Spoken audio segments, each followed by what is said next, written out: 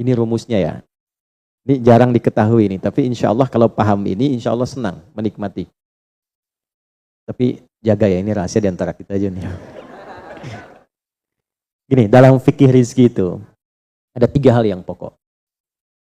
1, rizki itu akan diberikan. Rumusnya ya, akan diberikan saat ikhtiar kita keluar. Apapun jenisnya. Sudah jelas itu. Ya. Itu ada di Quran surah ke-51. Sudah? Di ayat 22. Wa fis samaa'i rizqukum wa ma tu'adun. Dan di langit telah ditetapkan kadar rizkimu. Dan dijanjikan oleh Allah pasti diberikan. Nah, kapan itu diberikan? Ketika ikhtiar kita keluar. Jadi yang laki-laki, yang ikhwan ini, contoh ini, kita sudah siap saja untuk keluar, baru bawa map melangkah untuk menjemput rezeki Allah, ya, itu sudah ditetapkan keluar. Cuma sampainya kapan kita terima, nanti ada aturan lagi yang mengikat. Ya, sesuai dengan kadar niat nanti. Niatnya apa nih? Apakah mencari rezeki untuk kebutuhan dunia saja? Apakah mencari rezeki untuk mendapatkan ridha Allah? Ya kan? Niatnya bisa berbeda. Nah, berdasarkan niat itu, nanti Allah arahkan untuk mendapatkan yang terbaik. Tapi, berlaku hukum kedua. Ikhtiar Anda itu telah mengeluarkan rezeki dan tidak akan menguranginya. Ya, paham dulu sampai sini dulu ya. Pelan-pelan dulu. Nah, handphonenya turun dulu supaya fokusnya nyimaknya maksimal ya. Supaya maksimal nyimaknya. Tenang, ini direkamnya bisa diulang nanti kalau supaya maksimal ngelihatnya. Jadi, ini yang pertama dulu. Rezeki sudah ditetapkan, pasti diberikan. Cara Allah memberikan, kita bergerak, itu rezeki ditetapkan turun. Jelas? Nah, diterimanya oleh kita, nanti kembali berdasarkan ikhtiar kita dan niat kita untuk mendapatinya. Innamal a'malu bin, ya, itu dalil hadisnya. Jelas ya? Sampai sini dulu. Yang kedua, rezeki tidak akan tertukar dan berkurang. Karena kadarnya sudah pas. Ya, tepat, pas. Tidak ada yang berkurang. Dan tidak akan tertukar. Kalau Anda yang berikhtiar, tidak mungkin datangnya ke teman Anda. Mustahil. Kalau kita yang berikhtiar, tidak mungkin kepada saingan kita. Itu mustahil. Ya, kan ada persaingan dalam bisnis kadang-kadang kan? Kalau Anda yang ikhtiar, tidak mungkin ikhtiar Anda hasilnya diberikan kepada lawan bisnis Anda. Itu mustahil. Pasti jatuhnya ke Anda juga. Tidak akan ke yang lain. Kecuali dalam satu bab. Bab rumah tangga. Ya, usaha ayah kadang diberikan rizkinya mengalir kepada anak, atau usaha anak akan mengalir kemudian dampaknya kepada orang tuanya. Itu sudah rumus. Ya, awas hati-hati. Jadi kalau Anda ingin mudah berkehidupan ke depan, didik anak dekat dengan Allah. Ketika anak itu jadi baik, keberkahan pada anak itu akan menular kepada kedua orang tuanya. Ya, Bapak Ibu pengen haji, nabung banyak, belum berangkat, sudah antrian panjang. Itu kan? Tapi tiba-tiba ada orang yang tetangga anaknya penghafal Quran 30 juz, dapat hadiah haji, orang tuanya ikut, bapaknya ikut, ibunya ikut, gurunya ikut. Ya, jadi nanti ada 2 ayat di dalam Al-Quran yang menjamin usaha orang tua mengalir ke anak, usaha anak mengalir kepada kedua orang tua. Babnya keluarkan kalau ingin mudah. Nah, yang ketiga, nanti saya urutkan di papan tulis supaya memudahkan itu. Yang ketiga, ini yang paling penting untuk disadari, urut dulu ya. 1, rizki telah ditetapkan untuk diberikan sepanjang kita mau berikhtiar untuk menjemputnya. 2, rizki tidak akan berkurang dan tidak akan tertukar. Baik ya? Jelas sampai sini? Nah, ketiga, ini yang paling penting. Fokus ini dengan baik. Rizki akan ditentukan keberkahannya berdasarkan nilai keimanan seorang hamba. Catat ya, rizki akan ditentukan kadar keberkahannya. Saya bicara berkah dulu tuh. Berdasarkan kadar keimanan seorang hamba. Yang ketiga ini kaidah khusus yang membedakan antara beriman dengan belum beriman. Sebab kita bisa bertanya kepada Allah, ya Allah, saya sudah beriman. Ada hambamu belum beriman. Apa yang membedakan iman saya dengan hambamu yang belum beriman terkait dengan persoalan rizki? Maka turun nanti ada ayat tentang rizki yang dikaitkan dengan iman. Sekarang kita praktekkan pelan-pelan. Ada rizki. Ada yang namanya rizki? Ada ya? Nah ini ya. Ini bab tentang Anda nih. 1. pasti diberikan sesuai kadar ikhtiar. Loh.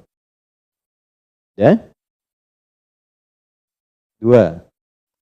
Sifatnya tidak tertukar. Ya, putri boleh tertukar, ada menteri yang tertukar, tapi tidak ada rezeki yang tertukar ya. Tidak tertukar sesuai dengan niat. Rizki nggak butuh alamat ya Pak. Begitu dapat langsung diberikan. Karena malaikat tuh kalau sudah turunkan nggak mungkin salah alamat tuh, udah tercatat semua itu. Ya. 3. Kadar iman menentukan keberkahan satu rizki. Keberkahan rizki. Ini 3 ini. Ya. Ya, pelan-pelan. Ya, cara memahaminya bagaimana? Kalau ada yang bergerak, itu pasti rezeki diperintahkan ya untuk diturunkan. Tapi sekali lagi tadi, apakah itu akan langsung diterima atau nanti diakumulasikan, dikumpulkan? Yang dengan pengumpulan itu di titik tertentu Allah berikan. Jadi kalau Anda misalnya belum dapat hari ini, belum dapat hari besok, sepekan nyari nggak dapat. Tiba-tiba bulan yang ketiga dapat dan gajinya begitu besar tawarannya. Bahkan belum mulai udah dikasih ya pesangon misalnya untuk uang muka banyak sekali. Nah, cara memahaminya bagaimana? Bukan berarti ketika Anda dapat di situ besar, itu akumulasi kumpulan yang telah dikumpulkan dari ikhtiar Anda sejak awal. Paham nggak sampai sini? Paham ya? Nah, kenapa ada hukum demikian? Masuk ke sini dulu nih. Ya, saya mau tanya sebentar. Bapak Ibu, yang para ayah dulu ya, laki-laki lah terutama. Kalau mencari rizki dalam konteks bekerja ya, untuk materi. Karena rizki itu nanti ada ketenangan, anak-anak, keturunan itu rizki juga. Dalam konteks mencari materi, untuk makan, untuk minum dan sebagainya, saya tanya, untuk memenuhi kebutuhan hidup atau untuk mencari ridho Allah? Udah jujur aja, nggak usah. Bahas sini dulu.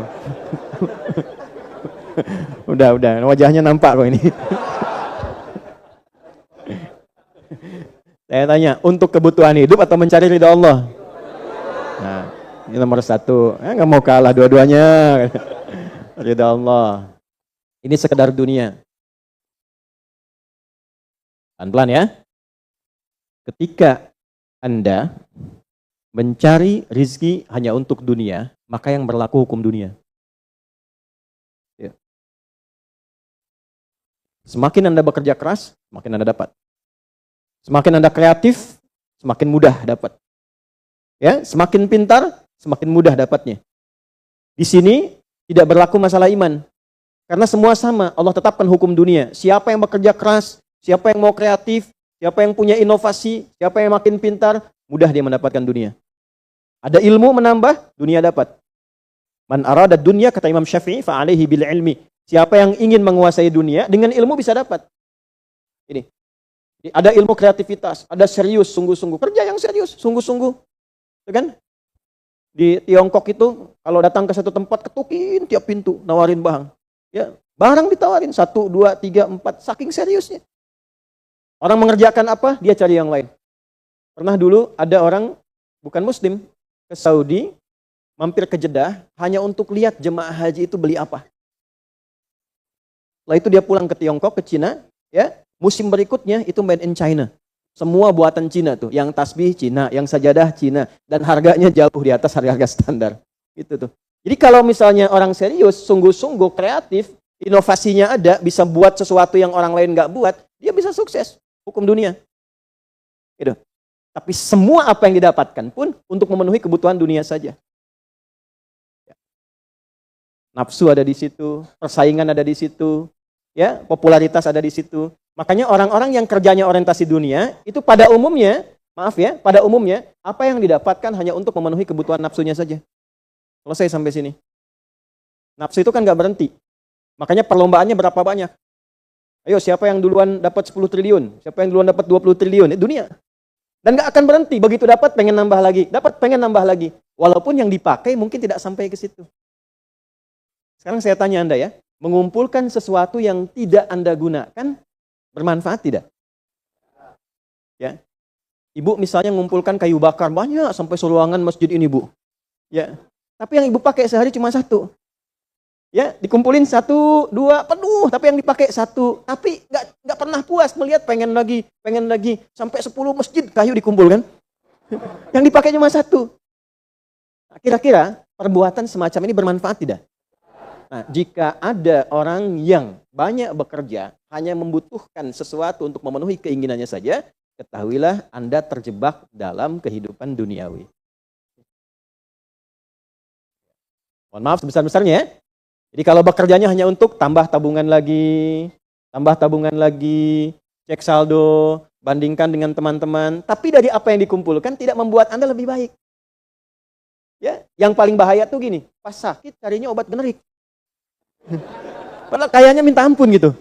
Ya, yang itu menunjukkan bahwa ada sifat dunia yang menguasai. Pada diri pribadi pun bersifat masih kikir. Nah ini ya, ini yang berbahaya ini. Ya, kalau bekerjanya nggak ada masalah, serius dapat nggak ada masalah. Cuma yang dapat ini mengeluarkannya seperti apa? Kalau hanya mengumpulkan, hanya pamer, hanya untuk update, dia mau menyampaikan dengan pamernya, pakai hukum dunia, nggak bisa disalahkan dalam konteks dunia. Walaupun secara moral dalam hukum agama ini tidak dibenarkan. Jelas nggak sampai sini? Ya, sekarang saya tanya, ada nggak orang misalnya OKB misalnya, orang kaya baru gitu. Nah, baru kaya langsung pasang status, ada yang begitu? Ya, dapat mobil baru pasang status, ada yang begitu. Nah, ini biasanya semakin banyak dilakukan terjebak dengan hukum dunia. Tugas kita mendoakan, bukan mencela. Oh, pasti si itu tuh. Bukan ya. Jangan seperti itu. Ya, tugas kita mendoakan kembali dan sehingga dengan doa itu mudah-mudahan sampai kepada jiwanya untuk bisa berubah. Sehingga diarahkan pada yang lebih baik.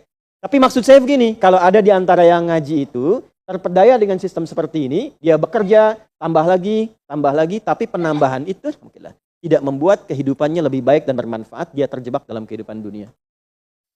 Pada akhirnya, berlaku hukum akhir dunia. Hukum akhirnya? Fana. Dunia itu kan punya 2 arti. Satu cepat, yang kedua rusak. Cepat, gak terasa. Kayaknya baru kemarin kita ngaji ya, sekarang ketemu lagi. Cepat tuh. Ya ketemu teman, kayaknya baru kemarin main sama-sama.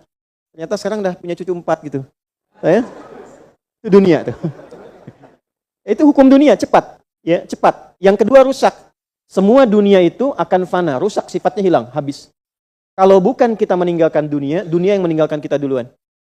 Ini saya sering katakan, ini ada gelas nih, menampung air. Airnya habis, didiamkan saja, jangan diapa-apakan. Ini kotor, rusak sendiri. Anda punya handphone elektronik, simpan aja, nanti rusak sendiri. Sifat semua dunia itu rusak. Ya, di sepanjang kita berada di dunia, tubuh pun nggak abadi. Yang ganteng-ganteng akan hilang dengan sendirinya gantengnya. Makanya ibu kalau cari suami ganteng nanti rugi tuh. Ya. Baik, sama, istri juga demikian, yang perempuan demikian. Semua selama di dunia hukum berlaku.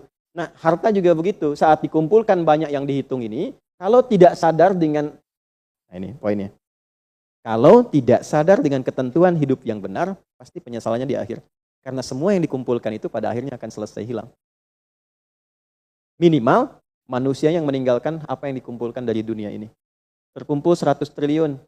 Hartanya kumpul. Manusianya kan meninggal juga. Ya kan? Selesai ya? Ya pertanyaannya, selama hidup yang kemakan berapa dari sini? Nah ini yang kemudian dikoreksi oleh agama. Dituntun oleh Islam. Tidak salah. Kalau bisa jangan 100 triliun, nanggung 1000 triliun, 2000 triliun, 3000 triliun. Kayak Abdurrahman bin Auf tuh, sampai 14.000 triliun. Kalau dihitung dengan kurs sekarang. Sampai 14.000 triliun. Tapi ternyata apa yang dikumpulkan itu membawa keberkahan untuk dunianya, plus membawa bekal kebaikan untuk akhiratnya. 1 dari 10 orang yang dijamin masuk surga tanpa hisab adalah orang paling kaya yang pernah hidup di muka bumi ini. Salah satunya Abdurrahman bin Auf. Hartanya kurang lebih sampai 14.000 triliun. Tapi bisa menggunakannya. Dunianya sejahtera, akhiratnya terjamin. Jelas sampai sini? Ya, nah maka yang paling menentukan itu ini satu niat, yang kedua di sini aspek keberkahan. Dicarinya pakai iman.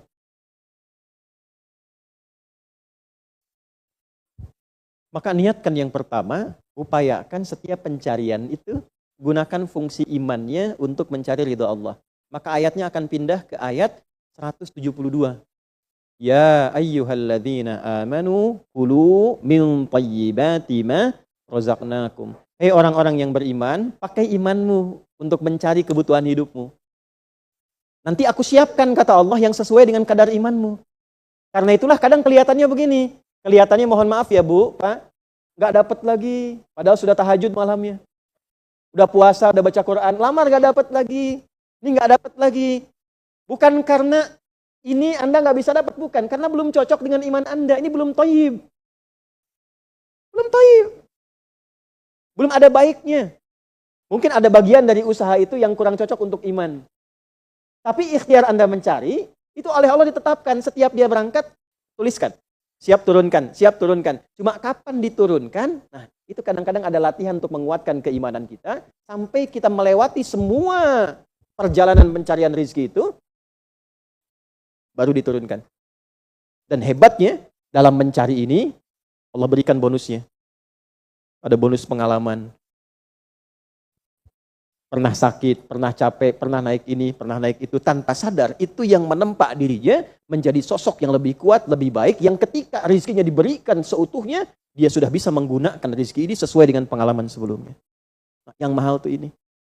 Makanya Abdurrahman bin Auf itu kan diambil dulu, dirampas hartanya, berangkat 400 km, jalan kaki, nggak bawa apa-apa, dipakai dulu ilmunya, belajar dulu jadi penyalur, dapat upah, dapat bonus dulu, baru dipakai lagi. Tapi perjalanan itu menempa hidupnya dengan iman sehingga jadi orang terkaya yang pernah tercatat dalam kehidupan di bumi sampai hari ini. Jadi kalau satu kali Anda melamar kemudian ditolak pekerjaan, jangan langsung simpulkan tidak diberi. Alhamdulillah ya Allah yang telah memberikan kepadaku rizki yang baru berupa penolakan ini untuk menguatkan iman dan mentalku untuk menjemput rizkimu yang lebih baik daripada ini. Jelas ya? Nah, ini poin-poin ini yang mahal. Nanti kalau sudah dapat ilmu ini, yang lainnya akan lebih mudah. Nah, jadi jangan disimpulkan, ya Allah, aku sudah ngaji, aku sudah tahajud, kurang apa lagi? Sampai hari ini aku belum dapat. Nah, itu sesuatu yang tidak tepat untuk keluar, tapi juga bisa dipahami karena boleh jadi belum mendapatkan pencerahan sesuai dengan bab rezekinya.